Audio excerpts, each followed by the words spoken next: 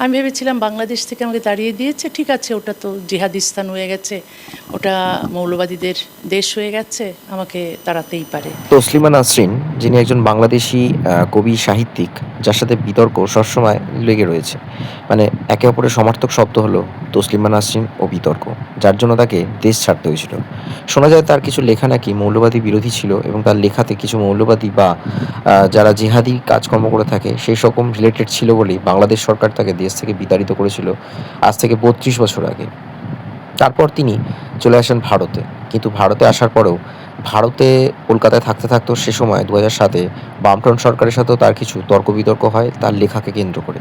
সে সময় তাকে বামফ্রন্ট সরকারও বের করে দেয়। পশ্চিমবঙ্গ সরকার আমাকে কলকাতা ছাড়তে বাধ্য করেছিল।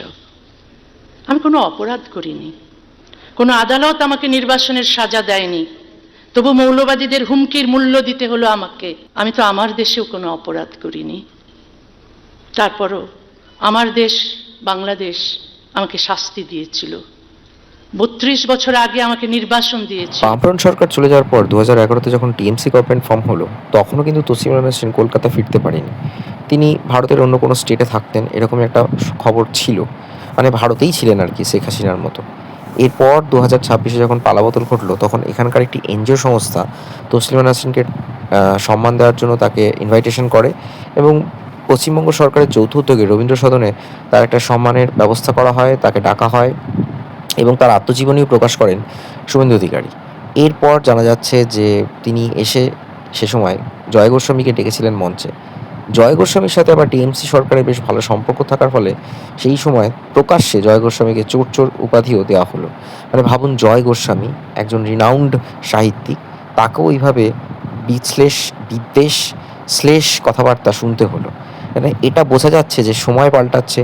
কোথায় দেখা গেল পশ্চিমবঙ্গ সরকার যেখানে তসলিমা নাসরিনকে বর্তমান সময়ে সম্মান দিচ্ছে, তাকে সম্বর্ধনা দিচ্ছে, সেখানে সবার সামনে জয় গোস্বামী তিরস্কার পাচ্ছে। এটাই হলো সময়। কবি জয় গোস্বামী এখানে আছেন, আপনি যদি একটু মঞ্চে আসুন, কিছু বলুন।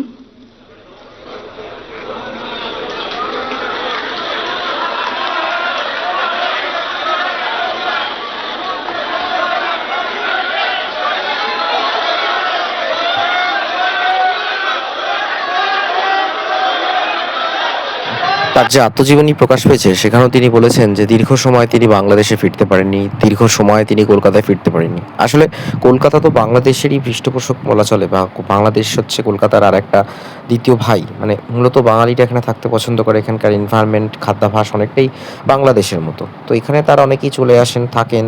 চিকিৎসার জন্য তো অনেক বাংলাদেশিরা হামেশাই আসেন। দেখা যায় যে সাময়িককালে বহু বাংলাদেশি বিশিষ্ট ব্যক্তিরা কলকাতায় সেই সময় কাটিয়ে যেতেন। তার মধ্যে অন্যতম হচ্ছে তাসলিমা নাসরিন, যার লেখা বাঙালিরা বেশি পড়ে।